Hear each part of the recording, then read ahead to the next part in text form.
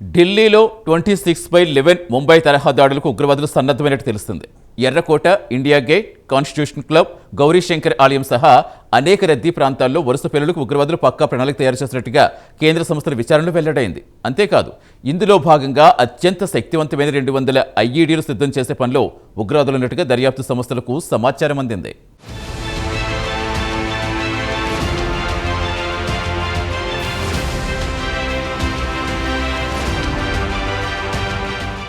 ఢిల్లీలోని ఎర్రకోట దగ్గర జరిగిన పేలుడు ఘటన యావత్ భారతదేశాన్ని దిగ్భ్రాంతికి గురిచేసింది. ఈ పేలుడు ఘటనకు సంబంధించి తవ్వే కొద్దీ సంచలన విషయాలు బయటపడుతున్నాయి. ఈ టెర్రర్ మాడ్యూల్ అత్యంత శక్తివంతమైన 200 ఐఈడీలను సిద్ధం చేసే పనిలో ఉన్నట్లు దర్యాప్తు సంస్థలకు సమాచారం అందింది. ఢిల్లీలోని ఎర్రకోట, India gate, constitution club, Gauri Shankar ఆలయం సహా దేశవ్యాప్తంగా రద్దీగా ఉండే అనేక చోట్ల భారీ పేలుళ్లకు ఉగ్రవాదులు పక్కా ప్రణాళికలు తయారు చేసినట్లు దర్యాప్తు సంస్థల విచారణలు వెల్లడైంది. అంతేకాదు, ఢిల్లీలో వరుస పేలుళ్లకు ఈ ఏడాది జనవరి నుంచి ఉగ్రవాదులు పథక రచన చేసినట్టు తెలిసింది.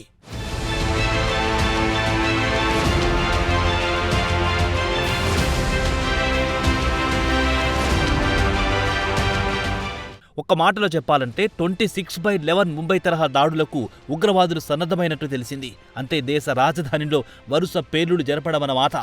కాగా పేలుడు ఘటనపై దర్యాప్తు సంస్థలు విచారణ చేపట్టాయి. ఈ నేపథ్యంలో నిందితుల నుంచి అనేక కీలక విషయాలు రాబడుతున్నాయి. ఈ విచారణలోనే 26/11 ముంబై తరహా దాడులకు ఉగ్రవాదులు భారీగా స్కెచ్ తయారు చేసినట్టు వెల్లడైంది. అలాగే పేలుళ్లకు కారణమైన ఫరీదాబాద్ మాడ్యూల్ వెనుక జైషే మహమ్మద్ ఉగ్రవాద సంస్థ ఉన్నట్టు సాక్ష్యాధారాలతో సహా బట్టబయలైంది.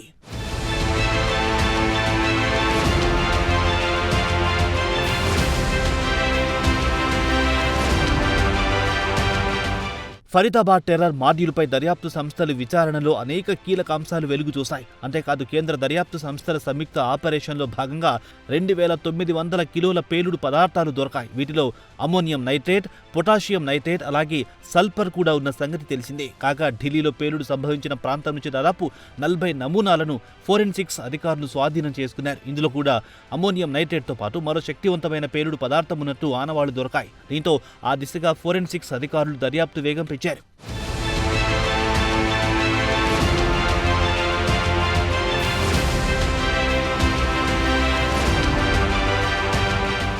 కాగా పేలుడు కేసును ఇటీవల నేషనల్ ఇన్వెస్టిగేషన్ ఏజెన్సీ ఎన్ఐఏకు అప్పగించిన సంగతి తెలిసిందే.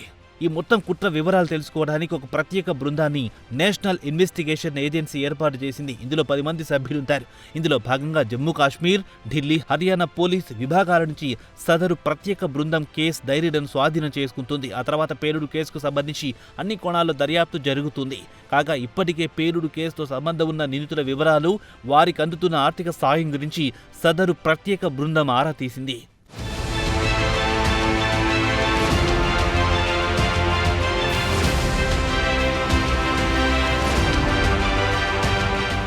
ఇదిలా ఉంటే ఎర్రకోట దగ్గర పేలుడు జరగడానికి ముందుగా నిందితులు రెక్కి నిర్వహించినట్టు పోలీసుల దర్యాప్తులో వెల్లడైంది. అంతేకాదు, వచ్చే ఏడాది రిపబ్లికన్ డే వేడుకల సందర్భంగా భారీ పేలుడు జరపాలని ఉగ్రవాదులు పెద్ద ఎత్తున స్కెచ్ వేసినట్లు వెల్లడైంది.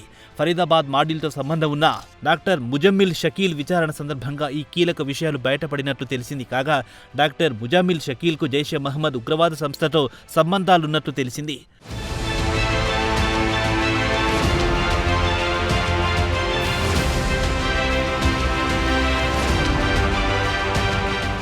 కాగా డాక్టర్ ముజామిల్ షకీల్ ఫోన్ డేటాను పరిశీలిస్తే ఆయన అనేకసార్లు ఎర్రకోట పరిసర ప్రాంతాలు తిరిగినట్టు బయటపడింది.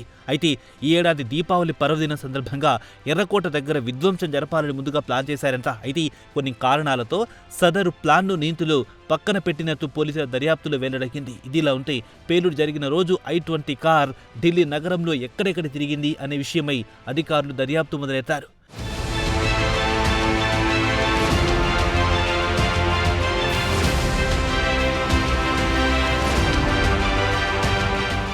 ఏదేమైనా భారత్లో పెను విధ్వంసం సృష్టించడానికి జైషే మహమ్మద్ ఉగ్రవాద సంస్థ ప్లాన్ చేసిన విషయం వాస్తవమేనని తేలింది.